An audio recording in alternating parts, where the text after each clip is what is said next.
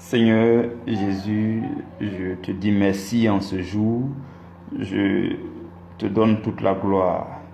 Nous voici rassemblés, mes frères, mes sœurs et moi, autour de ta parole pour que tu remplisses nos vies de ta parole, des révélations de ta parole. Nous sommes là autour de toi et tout ce que nous désirons, c'est que ta parole devienne chère dans nos vies, c'est que ta parole s'accomplisse dans nos vies. De la même façon que tu es la parole de Dieu faite chair, de cette même façon, nous désirons que ta parole domine nos vies. Nous voulons être des ordres, tes ordres. Nous voulons être ta parole. Nous voulons être tes instructions. Nous désirons ardemment, Seigneur, que tes instructions, tes conseils, tes recommandations, tes révélations s'accomplissent dans nos vies. Seigneur, nous sommes là encore aujourd'hui, en ce jour du jeudi 12 novembre. Nous sommes là réunis autour de ta parole et sans la communion, la connexion avec le Saint-Esprit, rien ne peut fonctionner. Voilà pourquoi, Saint-Esprit, nous avons besoin de toi, mon frère qui est là en esprit, dans cet espace spirituel, ma soeur qui est là en esprit. Nous sommes unis en esprit et nous désirons que tu viennes établir la connexion entre nous et toi, entre nous et le royaume des cieux. Saint-Esprit, viens, manifeste-toi tout au long de ce temps d'enseignement. Nous te disons merci parce que tu es fidèle. Merci parce que chaque jour, tu nous rejoins pour nous enseigner quelque chose de nouveau. La nourriture d'aujourd'hui ne sera pas la même que la nourriture d'hier. Et la nourriture de demain sera tout aussi différente parce que tu trouves toujours quelque chose de nouveau à nous enseigner pour nous affermir. Nous te bénissons pour ta présence et nous te soumettons nos cœurs. Nous venons humblement dans ta présence. C'est parce que nous ne connaissons pas que nous sommes là pour recevoir la connaissance. Et la Bible déclare que le peuple de Dieu périt parce qu'il lui manque de la connaissance. Nous ne voulons plus périr, nous ne voulons plus souffrir, nous ne voulons plus nous écrouler en face des obstacles de la vie, des difficultés de la vie. Voilà pourquoi nous sommes là, pour que tu nous remplisses de la connaissance, que tu nous remplisses des instructions et des révélations. Saint-Esprit, viens et affermis chacun de nous. Je nous recommande à ta grâce maintenant et je te prie de prendre le contrôle au nom de Jésus. Amen. Frères et sœurs, aujourd'hui, notre sous-thème, c'est « Qu'est-ce qu'une vie de prière avec ferveur ?» Donc, c'est notre avant-dernier sous-thème de la semaine. Qu'est-ce qu'une vie de prière avec ferveur? Donc, hier, nous avons vu que signifie une vie de prière. Aujourd'hui, c'est « Qu'est-ce qu'une vie de prière avec ferveur ?» Et tout ça ressort de notre grand thème de la semaine, de cette deuxième semaine qui est « La foi exige une vie de prière avec ferveur ». Donc, nous allons ensemble lire. Nous allons lire dans la Bible. Nous allons lire dans Jacques au chapitre 5, le verset 16. Jacques 5, verset 16. Je lis la parole du Seigneur. Confessez donc vos péchés les uns aux autres et priez les uns pour les autres, afin que vous soyez guéris. La prière fervente du juste a une grande efficacité. Parole du Seigneur. Nous rendons grâce à Dieu. Frères et sœurs, hier nous avons commencé à définir ce que signifie une vie de prière avec ferveur. C'est vers la fin de notre méditation d'hier que nous avons commencer à définir ce que c'est qu'une vie de prière avec ferveur.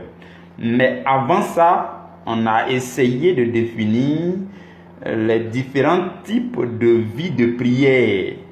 On a commencé d'abord par dire que toutes nos occupations dans toute notre vie là, on peut les catégoriser en 3 types. Il y a des moments où tu consacres du temps totalement à Dieu dans la prière et aussi dans la méditation. Et toute ton attention est censée être tournée vers Dieu. Il y a ces moments-là qu'on a mis dans la première catégorie. Ensuite, il y a des moments qui sont dédiés à nos activités, nos occupations habituelles. Mais ce sont les types d'occupations qui nous laissent une marge et qui nous permettent d'accorder le reste de notre attention à Dieu dans la prière. C'est-à-dire, pendant que nous faisons ces activités, nous pouvons aussi demeurer dans la prière. Et la 3e catégorie, c'est le moment que nous consacrons aussi pour nos activités. Mais cette fois-ci, ce sont des activités qui ont tellement besoin de concentration que tu n'as même pas du temps pour penser à Dieu, pour prier Dieu. Et sur la base de ces 3 catégories, nous avons défini les cas, les types de prière, de vie de prière. Nous avons donné 3 cas et nous avons dit que il y a des gens qui n'ont aucune vie de prière. Ceux-là, ce sont ceux qui sont occupés à faire des activités qui leur prennent toute leur concentration, toute leur attention, de telle sorte qu'ils n'ont pas le temps pour prier Dieu. Et après ces activités, ils sont tout épuisés, ils ne peuvent que manger, dormir. Parfois même, ils ne se lavent pas. Et le deuxième cas, c'est des gens qui ont une vie de prière, une légère vie de prière. Ceux-là, ils n'ont pas de cœur à cœur avec Dieu, ils ne prennent pas des moments d'intimité dans la prière, ils ne vont pas trop souvent dans les assemblées de prière pour vivre une intimité avec Dieu dans la prière, mais néanmoins, dans leurs activités quotidiennes, ils accordent quand même leur attention à Dieu, mais de façon partielle. Et par la suite, nous avons dit aussi qu'il y a des gens, le 3e cas, c'est des gens qui ont une vie de prière normale. Ceux-là, ils ont une intimité avec Dieu, ils trouvent du temps pour prier seuls. Mais quand ils doivent aussi se consacrer à leurs activités, ils le font en oubliant Dieu. Et nous avons dit que c'est déjà bon parce que en vivant la ferveur dans l'intimité avec Dieu, de plus en plus, ça va commencer à se répandre dans tes activités. Et par la suite, Dieu nous a dit que on dira que quelqu'un a une fervente vie de prière lorsque cette personne a non seulement des temps de prière où il fait des seul à seul avec Dieu, cœur à cœur avec Dieu, des temps à son intimité dans la prière avec Dieu, non seulement ça, mais aussi durant ses activités quotidiennes, il trouve du temps pour accorder son attention à Dieu, pour demeurer dans la prière. Les 2 cas réunis, on dit que la personne a une fervente vie de prière. Je nous ai dit que ce n'était que le commencement pour ce qui concerne la vie de prière avec ferveur. Aujourd'hui, nous poursuivons et nous venons de lire Jacques chapitre 5 verset 16 qui nous dit: confessez donc vos péchés les uns aux autres et priez les uns pour les autres afin que vous soyez guéris. La prière fervente du juste a une grande efficacité. C'est ce que nous avons lu. Frères et sœurs, comme nous avons commencé par dire hier, une vie de prière avec ferveur, c'est lorsque vous faites tout, le maximum de votre temps, le maximum de vos occupations est mêlé de la prière.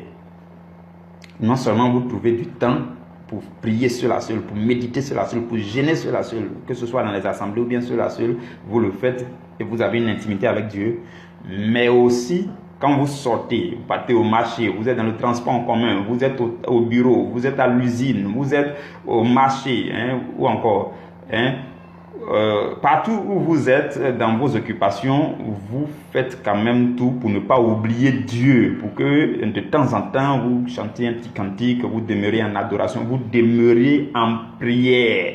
C'est ça qu'on appelle une vie de prière avec ferveur. Frères et sœurs, pour celui qui est en train qui a une vie de prière avec ferveur, je voudrais que nous sachions que Dieu veut que, ce que Dieu veut là, c'est que tu ailles dans sa présence. Et quand tu vas dans sa présence, dans son intimité, quand tu vas dans le cœur à cœur avec lui, le seul à seul avec lui, dans la prière, dans la méditation, quand tu vas, l'objectif, c'est pour que tu reçoives des instructions et aussi que tu reçoives l'onction, la force. Tout ça mis ensemble, on appelle ça la provision.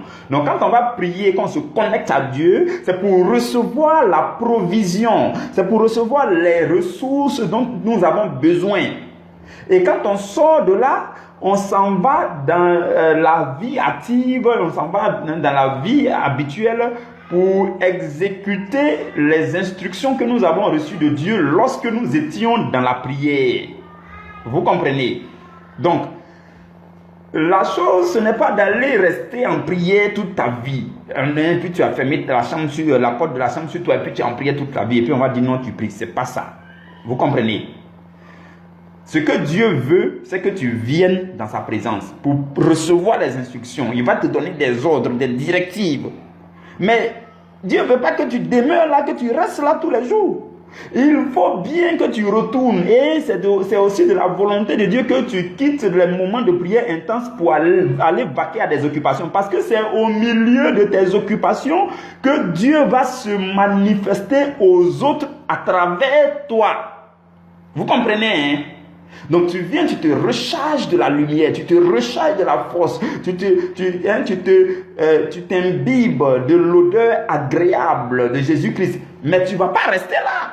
Il faut que tu sortes et que tu partes dans le monde en tant que lumière pour briller dans le monde. Donc il faut que tu partes au bureau. Tu dois aller dans ta salle à l'école. Tu dois aller au marché. Tu dois sortir. Tu dois vaquer aussi à tes occupations. Comprenez ce que nous disons. Ce que nous disons, c'est que la prière dans l'intimité de Dieu, la prière seule à seule avec Dieu te permet de te recharger, de recevoir des instructions. Mais tu ne vas pas rester là. Il faut que tu sortes pour aller témoigner de Dieu, pour aller être un témoignage vivant, pour aller manifester Dieu devant les autres, pour que quand on te voit, on sent que celui-là est sorti de la présence de Dieu, voilà comment il est en train de se comporter. Alors nous aussi on peut connaître Dieu à travers sa vie.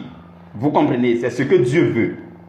Quand vous lisez Marc au chapitre 1, Marc chapitre 1 au verset 35, la Bible dit: vers le matin, pendant qu'il faisait encore très sombre, Jésus se leva et il sortit pour aller dans un lieu désert où il pria. Jésus a fait quoi? Il s'est levé tôt le matin, pendant qu'il faisait encore sombre. Certainement que c'était 4 h du matin, 3 h ou bien 5 h. Il s'est levé pour aller dans un lieu calme, un lieu désert, pour se retirer dans la présence de Dieu. Et on dit, il pria. Ok. Le verset 36 dit: Simon et ceux qui étaient avec lui se mirent à sa recherche. Les gens ont commencé à le chercher. Parce que le matin, on ne te voit pas. Il est allé dans un lieu désert, il a commencé à prier. Et la Bible dit que quand ils l'ont trouvé, ils lui ont dit: mais on te cherche partout. Et regardez ce que Jésus va répondre dans le verset 38. Il dit: allons ailleurs dans des bourgades voisines, c'est-à-dire dans les villages voisins, les campements voisins là. Allons dans les bourgades voisines afin que j'y prêche aussi. Afin que je fasse quoi? Que je prêche là-bas aussi, que je fasse mon travail là-bas aussi, qu'on me voit là-bas aussi, qu'on découvre Dieu à travers moi là-bas aussi. Allons là-bas aussi. Et regardez la fin du verset 38. Il dit: car c'est pour cela que je suis sorti. C'est pour ça que je suis sorti tôt le matin pour aller dans la présence de Dieu. Je suis allé dans la présence de Dieu tôt le matin. Je suis allé dans la prière. Et j'ai prié pendant qu'il faisait encore sombre. C'est pour que je sorte pour aller prêcher dans les bourgades voisines. C'est pour que je sorte pour aller vaquer à mes occupations. Ce que Dieu m'a confié, la mission que Dieu m'a confiée, c'est pour que j'aille là-bas. La mission de Jésus, c'était de prêcher. Toi, ta mission, c'est peut-être pour aller au travail, ou bien pour aller faire les affaires, ou bien c'est pour aller à l'école, ou bien c'est pour aller dans ton business. Quand tu sors tout le matin pour aller dans l'intimité de Dieu, tu vas dans la prière, l'intimité avec Dieu là. C'est pas pour que tu restes là-bas. Dieu désire Adam que tu reçoives les instructions et que tu sortes de sa présence pour aller aux autres occupations. Il faut partir, pour qu'on te voit. Pourquoi on voit Dieu à travers toi? Pour que, en accomplissant tes occupations, ta mission sur la terre, on découvre aussi Dieu. Pour que tu annonces Dieu à travers tes occupations. Vous comprenez? Comprenez très bien la chose. Une chose très bonne, c'est de prier, être intime avec Dieu. Mais ce que Dieu désire, c'est que quand tu vas, il te donne la force, il te charge, il te donne les instructions, il te donne toutes les provisions et puis il te dit, mon fils, il faut partir. Je suis quand même avec toi. Le Saint-Esprit demeure avec nous partout, même dans nos activités. Il dit, il faut partir. Ma fille, il faut partir. Et quand tu sors maintenant, pendant que tu es en train d'arrêter le taxi, pendant que tu es dans le taxi, pendant que tu es au volant, pendant que tu es dans les embouteillages, pendant que tu es dans le transport commun, tout ton comportement, toutes tes attitudes, ton regard, ta manière de parler, les choses dont tu causes, tes manières de faire les choses, tout cela maintenant doit pouvoir transmettre Dieu aux autres. Tout cela doit pouvoir diffuser la bonne odeur, l'odeur agréable de Jésus. Parce que tu sors de la prière, tu sors de l'intimité de Dieu. Vous comprenez? Donc la volonté parfaite de Dieu, ce n'est pas d'être toujours en prière. Et puis tu n'es capable de rien. C'est pas de ça qu'il s'agit. Moi, c'est pas ce que je prêche. Je vous dis. Je ne suis pas venu vous dire, allez-y, priez, et puis vous allez demeurer pauvre. Non. Quand vous allez aller prier là, écoutez très bien Dieu. Dieu va vous dire ce que vous devez faire pour impacter votre génération. Dieu va vous dire, quand vous allez partir dans la prière là, je ne dis, attends, il y a des gens qui prient, et puis ils sortent de la prière, ils sont même chose. Ou bien ils sortent de la prière, ils sont nuls. Ils sortent de la prière, ils sont médiocres. Ils sortent de la prière, ils ne peuvent rien accomplir de leurs 10 doigts. Ils sortent de la prière, ils n'ont aucune idée surnaturelle à réaliser. Ils sortent de la prière, ils n'ont aucune idée d'activité, d'entreprise. Ils sortent de la prière, ils sont même chose. C'est pas ce que je suis en train de prêcher. Ce que je prêche, c'est que quand tu vas dans la prière, voilà pourquoi il nous a dit hier, la prière et la méditation, les deux vont de pair. Quand tu vas dans la prière, c'est de dire à Dieu, Seigneur, instruis-moi. Qu'est-ce que je dois faire de ma journée? Le mois prochain, qu'est-ce que je dois faire? Je suis venu sur la terre, Seigneur. Qu'est-ce que je dois faire? Ce sont ces genres de questions que tu dois poser dans la prière quand tu vas aller là-bas. Il ne s'agit pas d'aller fermer les yeux puis remuer la bouche et puis tu vas revenir. C'est pas ça qu'on appelle prier. Prier là, c'est d'être concret. C'est de dire à Dieu, Seigneur, je suis sur la terre. Je rentre dans le nouveau mois. Il y a un jour nouveau qui va s'ouvrir devant moi. Il y a une semaine nouvelle qui va s'ouvrir. Qu'est-ce que je dois faire là-bas? Qu'est-ce que je devais faire et que je n'ai pas encore fait? Oh Seigneur, qu'est-ce que j'avais mal fait et que je dois bien faire maintenant? Seigneur, donne-moi les instructions. C'est ça la prière. Et quand tu sors de là, tu marches maintenant dans le Seigneur, sur les ordres du Seigneur. Et quand on te voit, on sait que celui-là, il a une vie de prière. Ou bien vous pensez que la vie de prière c'est quoi? C'est pas pour aller fermer les yeux et puis s'asseoir, murmurer et puis quand il sort de là c'est la même chose. C'est pas ça, c'est d'aller chercher les instructions. Vous comprenez? C'est ce que Dieu veut. C'est ce que Dieu veut. La vie que nous vivons là, comprenez bien, je nous l'avais déjà dit ça, je ne sais plus c'est quand. La vie que nous vivons est d'abord une mission. La vie est d'abord une mission. Tu es venu sur cette terre pour impacter ton monde, pour influencer positivement l'environnement dans lequel Dieu t'a déposé. C'est pour ça que tu es venu d'abord sur cette terre. Maintenant, tu veux tellement faire ça avec beaucoup de sagesse, tu ne veux pas te déconnecter avec celui qui t'a envoyé sur la terre. Donc de temps en temps, tu vas dans sa présence à travers la prière pour lui dire qu'est-ce que je dois faire parce que tu m'envoies en mission. C'est ça la prière, c'est l'utilité de la prière. La vie est d'abord une mission avant d'être une vie de prière. La vie est d'abord une mission et quand tu vas dans la prière, tu reçois les ordres de mission, les instructions de mission, les prescriptions données par Dieu et tu viens accomplir la vie, la mission de la vie. Comprenez ça très bien pour que quand vous priez, vous ne fassiez pas des prières vides. Tu sors de la prière, il n'y a rien. Tu sors de la prière, c'est zéro quoi. Vous comprenez, non? Sachez prier. Il faut savoir prier. Quand vous partez dans la présence de Dieu, soyez concret. Dites à Dieu qu'est-ce que je dois faire demain. Qu'est-ce que je dois faire après demain. Seigneur, tu m'as envoyé sur la terre. Il ne faut pas me laisser traverser la mission là sans rien faire. Je veux faire quelque chose pour toi. Ainsi de suite. Peut-être il va commencer par te dire, soigne d'abord ta vie. Règle telle partie. Je veux que tu te sanctifies, tu vives une vie de sanctification d'abord. Je veux que tu fasses ceci. Je veux que tu fasses cela d'abord. Je veux que tu lises d'abord ma parole. Fais-toi un programme de lecture de la parole. Ou bien fais ceci. Ou bien commence à te connecter à telle personne. Ou bien fais ceci. Ainsi de suite, ainsi de suite, et ainsi de suite. C'est comme ça que Dieu fait. Donc quand vous partez dans la prière là, ne partez pas pour vous promener et puis vous revenez. C'est pas comme ça la prière. Soyez concret. Le chrétien, je nous avais déjà dit, le chrétien là, c'est quelqu'un qui domine son monde. C'est quelqu'un, il ne doit pas mendier, il ne doit pas être pauvre, il ne doit pas être là et puis il ne sait pas qu'est-ce qu'il doit faire. Il se sent inutile dans la vie. Tout ce qu'il sait faire, c'est prier. Tu pries pourquoi? Il faut prier. L'apôtre Paul dit, tous ceux qui courent dans les stades, courent afin d'avoir le prix. Vous comprenez? Il n'a pas dit tous ceux qui prient dans les stades. Nous sommes sur la terre, là. La terre est comme un stade.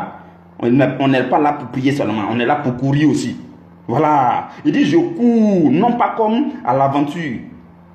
Vous comprenez? Donc, on est là pour mener la vie. C'est ça la première mission. Maintenant, tu vas chez Dieu, devant la présence de Dieu, comme Jésus. Il est sorti tôt le matin. Quand il est revenu, c'est pour aller accomplir son travail. Il dit allons dans les bourgades voisines, allons dans les autres villages, allons dans les campements, car c'est pour cela que je suis sorti tôt le matin pour aller prier. Et comme je viens de la présence de Dieu, allons-y et je vais aller accomplir mon travail. Vous aussi, c'est ce que vous devez faire. Quand vous sortez de la prière, il faut continuer à aller dans vos occupations, mais il ne faut pas oublier Dieu. C'est ce que nous avons dit aussi. Vous comprenez? Donc, c'est ça la vie de prière avec ferveur. C'est tout ça la vie de prier avec ferveur. Et je voudrais qu'on n'oublie pas que l'objectif de la vie de prier avec ferveur, c'est pour rendre notre foi efficace. C'est ça, c'est pour rendre notre foi efficace. Parce qu'on dit la foi exige une vie de prière avec ferveur. Donc, c'est le thème de notre semaine. Donc, si tu as une vie de prière avec ferveur, tu auras une foi efficace.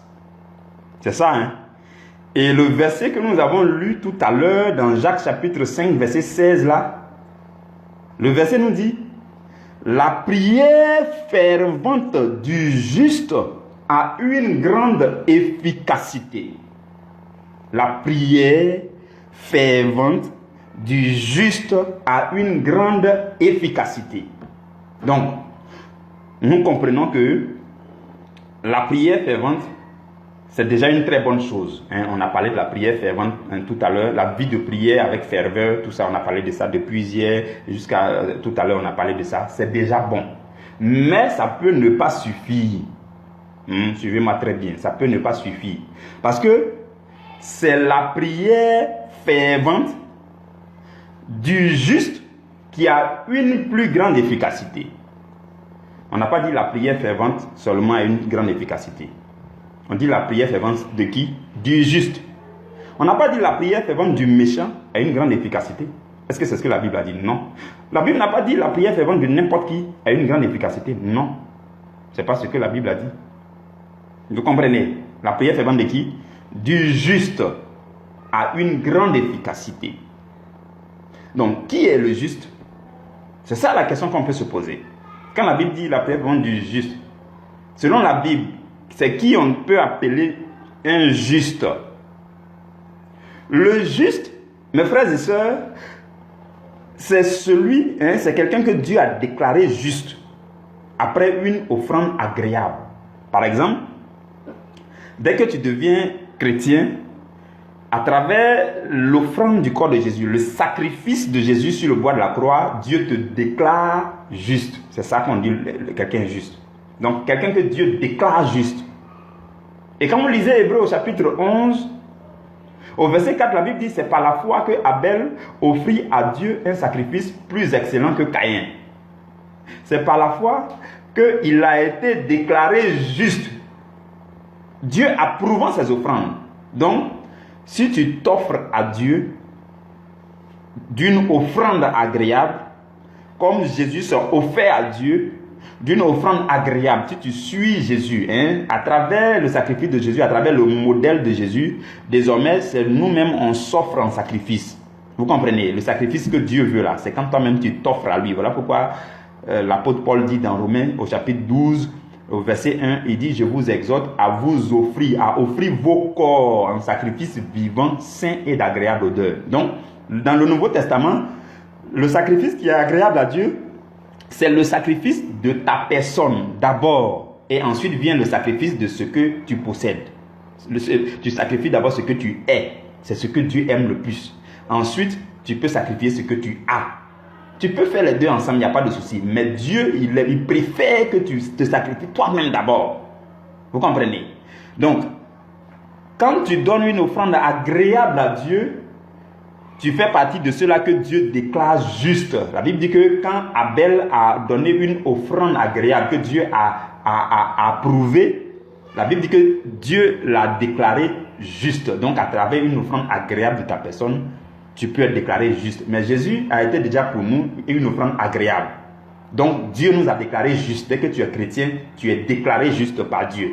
Quand Dieu te voit, il te voit à travers Jésus. Et Dieu te déclare juste. Le juste aussi, c'est quelqu'un qui ne méritait pas la présence de Dieu du tout. Il ne méritait pas la présence de Dieu. Il ne méritait pas du tout être devant la face de Dieu. Mais qui a été justifié par la grâce en Jésus-Christ. La Bible dit dans Romains chapitre 3 que tous ont péché et sont privés de la gloire de Dieu.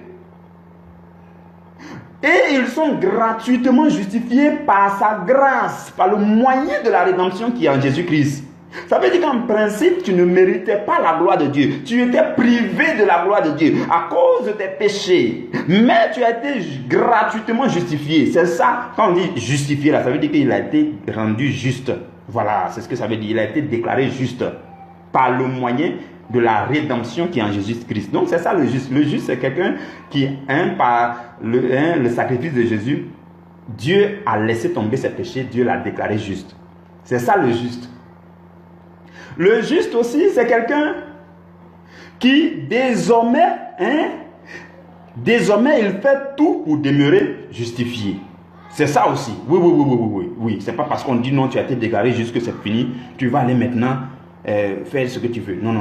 La Bible dit dans Galates chapitre 2 au verset 17 que tandis que nous cherchons à être justifiés par Christ, si nous étions aussi nous-mêmes trouvés pécheurs, est-ce que Christ serait un ministre du péché? Et la Bible dit loin de là. Ça veut dire quoi? Que tu cherches la justification. Tu as déjà été déclaré juste. Tu cherches à demeurer juste. Maintenant, dans ça, là, tu vas dire non, moi, je vais aller pécher. Je vais demeurer dans le péché, ainsi de suite. Si tu fais ça, ça veut dire que Jésus est un ministre du péché. Alors que Jésus, ce n'est pas le cas. Donc, le juste, c'est quelqu'un qui désormais fait aussi tout ce qu'il peut faire pour demeurer pour demeurer juste. Parce que Dieu l'a déclaré juste, pour demeurer justifié. Vous comprenez? Le juste aussi, c'est le chrétien qui ne traîne pas des péchés non confessés. Suivez-moi très bien. Il traîne des péchés non confessés. Ça, c'est pas le juste. Le juste, c'est quelqu'un qui, à chaque fois qu'il sent qu'il a commis quelque chose qui n'est pas bien, tout de suite, il ne va pas traîner le péché non confessé. Tout de suite, il se met à genoux dans la présence intime de Dieu, puis pleure devant Dieu et dit, Seigneur, pardonne-moi mes péchés. Et puis, il reçoit, ses péchés sont nettoyés, et puis il se lève. Donc, le juste, c'est quelqu'un qui craint Dieu et qui ne traîne pas sur lui des péchés non confessés. Voilà pourquoi le texte que nous avons lu dit, confessez donc vos péchés les uns aux autres. Vous voyez, confessez donc vos péchés les uns aux autres. C'est ça qui fait que tu te maintiens tu te maintiens justifié devant Dieu. Dieu t'avait déclaré juste, mais il faut que tu demeures dedans. C'est tout ça là le juste. Donc, si on veut très bien comprendre, le juste, c'est celui qui a non seulement été déclaré juste dès le départ par le sang de Jésus-Christ, et qui fait tout pour demeurer juste et irréprochable. Dans Romains au chapitre 5, le verset 20 nous dit, là où le péché a abondé, la grâce a surabondé. Mais quand vous lisez la suite, et que vous lisez dans Romains au chapitre 6, les versets 1 et 2, vous allez rencontrer que la Bible dit, demeurerions-nous dans le péché afin que la grâce abonde? Et la Bible dit loin de là. Vous comprenez?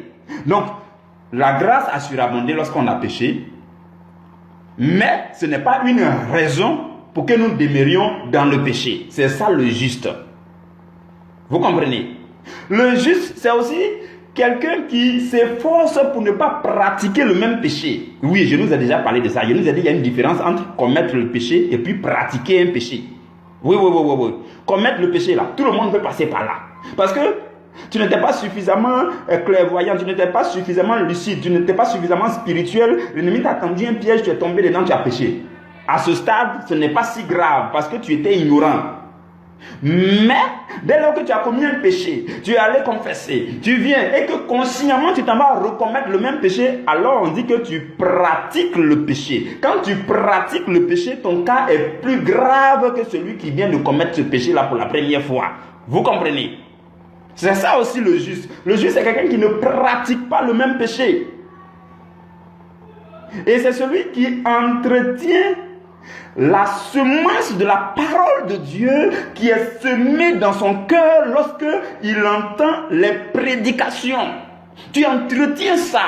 L'homme de Dieu a prêché, le berger a prêché, tu as entendu le message, c'est précieux et tu reçois cette semence de la parole de Dieu, tu entretiens ça dans ton cœur et tu veilles à ce que ça germe dans ta vie et tu ne vas pas entendre ça pour aller encore commettre et pratiquer un péché que tu sais que c'est un péché, que ce n'est pas bon et puis tu t'en vas là-bas, même chose là. Ça, ce n'est plus injuste. Vous comprenez? Suivez-moi bien, ça peut être dur, mais c'est ça, c'est la parole qui le dit. Quand vous lisez 1 Jean chapitre 3, le verset 9 dit: quiconque est né de Dieu ne pratique pas le péché, parce que la semence de Dieu demeure en lui. Si tu es né de Dieu là, tu ne dois plus pratiquer le même péché. Oui. C'est dangereux quand tu t'en vas pratiquer. Tu connais que tu as fait ça 5 fois. 5 fois même, c'est déjà trop. 2, 3, 4, 5 fois. Et puis, tu sais que c'est pas bon. C'est pas bon. Quand toi-même tu t'en vas là-bas, tu trembles. Et puis tu t'en vas quand même. C'est dangereux. Oui. C'est très dangereux. C'est dangereux. L'ennemi peut finir avec toi à n'importe quel moment. Vous comprenez? Ça dit que la semence de la parole de Dieu n'est plus en toi. Ça ne demeure plus en toi. Tu pratiques le péché. Tu n'es plus quelqu'un qui est né de Dieu. Si tu pratiques le péché, tu appartiens maintenant à l'ennemi. Et quiconque appartient à l'ennemi, l'ennemi peut le tuer à n'importe quel moment s'il a besoin de tuer quelqu'un. Oui. Aujourd'hui, là, il prêche un peu durement, mais c'est pour que vous compreniez. Mais voyez-vous, si quelqu'un a un poulailler, chaque matin quand il se réveille et puis donne la nourriture à ses poulets, ainsi de suite, pour les engraisser, ce n'est pas parce qu'il a un amour particulier pour ses poulets. Donc, si tu demeures dans le péché, et puis tu vois qu'il y a encore les grâces dans ta vie, les semblants de grâce dans ta vie, tu vis bien, tu as de l'argent, financièrement, ça va, tout va bien, mais tu es dans le péché. Tu sais que tu baignes dans le péché, tu pratiques le péché.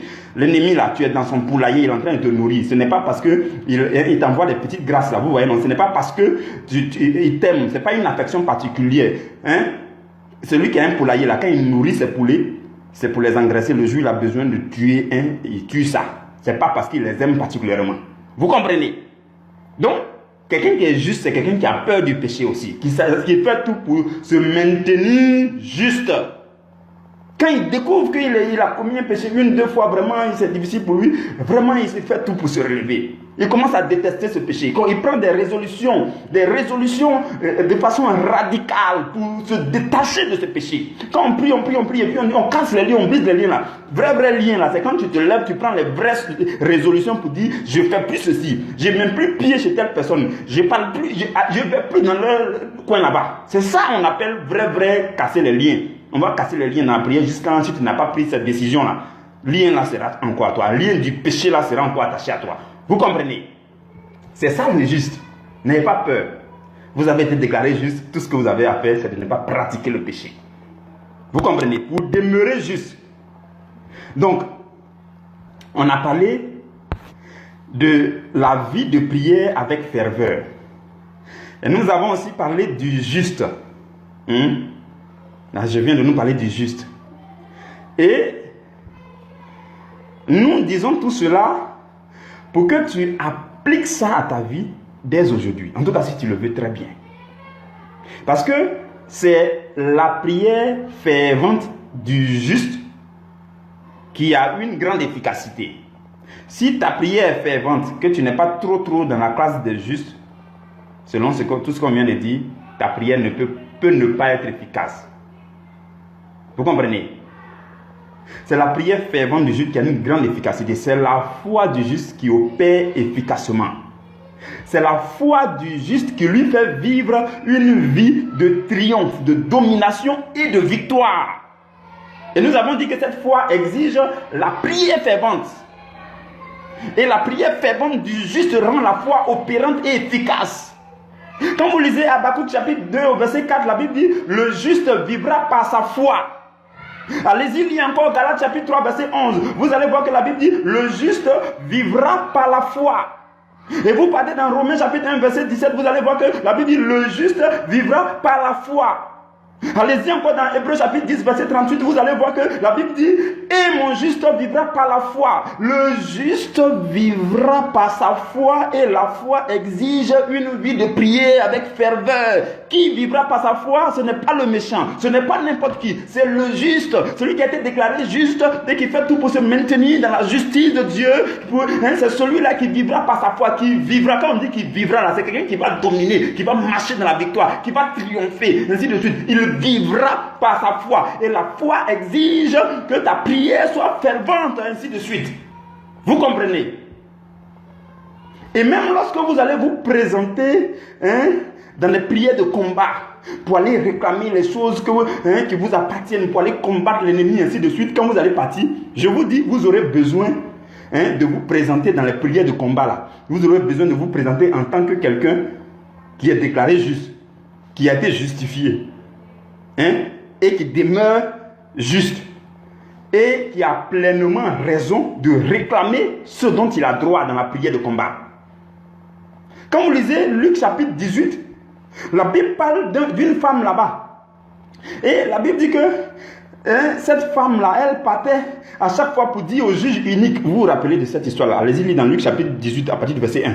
La Bible dit qu'il y avait une femme et puis il y avait un juge unique. Mais la femme-là, à chaque fois, elle partait dire, fais-moi justice de ma partie adverse. Elle a dit, fais quoi? Fais-moi justice. La Bible dit que c'était une veuve. Donc si elle s'en va pour aller réclamer ce dont elle a droit, ça veut dire qu'elle était juste. Elle avait raison. Voilà, elle avait raison. Elle ne se reprochait rien. Elle se présentait là-bas comme quelqu'un qui ne se reproche rien. Et puis elle dit, fais-moi justice. Chaque matin, ça va, fais-moi justice. Chaque matin, ça va, fais-moi justice. Donc si vous partez dans la prière de combat et puis vous dites, Seigneur, rends justice. Que ta puissance me rende ce qui m'est dû dans la prière. Ainsi de suite. Ça veut dire que vous devez vous trouver là-bas irréprochable. Vous devez demeurer juste devant Dieu. Vous comprenez? Maintenant, je veux terminer par nous aider. Parce qu'on a parlé de plusieurs types de vie de prière avec ferveur, tout et tout. Je veux nous dire, bon, si tu te trouves dans les trois catégories où il a quand même une vie de prière, il n'y a pas de souci, c'est un peu bon. Bon, et si tu n'as aucune vie de prière aussi, il va falloir ressusciter ta vie de prière, il va falloir réveiller ta vie de prière. Maintenant, si ta vie de prière, c'est pas trop fervent aussi, il va falloir ranimer ta vie de prière. Je vais nous donner en 3 petites astuces comment ranimer votre vie de prière. Comment ranimer votre vie de prière. 3 petites astuces, rapidement. La première chose, si vous sentez, mes frères et mes soeurs, là je vous parle maintenant directement. Je vous parle. Écoutez-moi très bien. 3 petites choses que vous devez faire si vous voulez réveiller votre vie de prière, si vous voulez ranimer. Parce que quelqu'un va me demander, j'ai déjà dit tout ça, c'est vrai, c'est beau, mais moi j'ai des problèmes. Moi, ma vie de prière a diminué. Moi, ma vie de prière est descendue. Je ne prie plus. Je suis devenu lourde. Je suis devenu paresseuse. Je suis devenu paresseux. Quelqu'un peut dire ça. Voilà pourquoi je vais vous donner 3 petites astuces pour réveiller votre vie de prière. Pour que votre vie de prière soit réveillée, soit debout. 3 petites choses, rapidement. La première chose, si vous voulez ranimer votre vie de prière, il faut vous joindre à un temps de jeûne et de prière d'ensemble. Qu'est-ce que je veux dire? On dit ce mois-là, le groupe auquel tu appartiens est en train de jeûner là-bas. Ou bien la communauté, ou bien l'église, ou bien un petit groupe dans l'église est en train de jeûner. Tu sens que les gens sont en train de faire un jeûne d'ensemble. Toi-même, tu sais que quand tu fais seul, là, ça ne marche pas. Il faut te joindre à un jeûne d'ensemble. Tu suis ce qu'ils font. S'il dit on doit prier à telle heure, tu fais. Quand tu vas sortir de là, ta vie de prière peut se réveiller. Ça, c'est la première chose que je vous donne. Deuxième chose, Deuxième chose qui est aussi très importante, c'est de réécouter un ancien enseignement qui t'avait déjà enflammé dans le passé. Qu'est-ce que je veux dire? Tu as écouté plusieurs enseignements dans le passé. Il y a un enseignement de tel homme de Dieu qui t'a vraiment allumé, qui t'a vraiment enflammé. Oh, ce jour-là, vraiment, tu te sentais enflammé. Mais aujourd'hui, là, ta vie de prière a diminué. Tu te souviens qu'il y avait un enseignement de ce genre. Va trouver cet enseignement-là. Tu te caches avec cet enseignement, tu écoutes. Tu seras encore réenflammé. Et quand tu vas sortir de là, ta vie de prière va se réveiller. Troisième chose, il faut chercher, si vous voulez réveiller votre vie de prière, il faut chercher à parler à un frère, à une soeur, ou bien à un homme de Dieu. Initier un petit échange avec quelqu'un qui, en échangeant avec lui, ce qu'il va vous dire va vous enflammer, va enflammer votre cœur, ainsi de suite. Ça va vous réveiller en vous-même. Vous comprenez? Voici les 3 petites choses que je vous confie avant de terminer. Alors, frères et sœurs, maintenant, vous savez ce que signifie une vie de prière. Et aussi, vous savez ce que signifie une vie de prière avec ferveur. Et vous connaissez aussi les autres types de vie de prière. Et vous savez aussi comment faire pour ranimer ou bien pour réveiller votre vie de prière si vous n'aviez pas une vie de prière ou bien si votre vie de prière avait carrément diminué. Vous savez tout ça maintenant. Donc maintenant, vous êtes bien équipés, vous êtes bien prêts pour apprendre comment cultiver, comment développer, comment enrichir une vie de prière. Comment faire dans la pratique pour développer votre vie de prière. C'est de ça que nous allons parler à compter de demain. Demain, notre sous-thème, ça sera de façon pratique comment cultiver une vie de prière. Vous avez tous les éléments qu'il vous fallait pour qu'on puisse parler maintenant de comment développer, comment construire, comment enrichir, comment remplir votre vie de prière. Nous allons parler de ces choses demain. Que Dieu vous garde et que Dieu vous bénisse. Nous nous retrouvons demain à la première heure. Amen.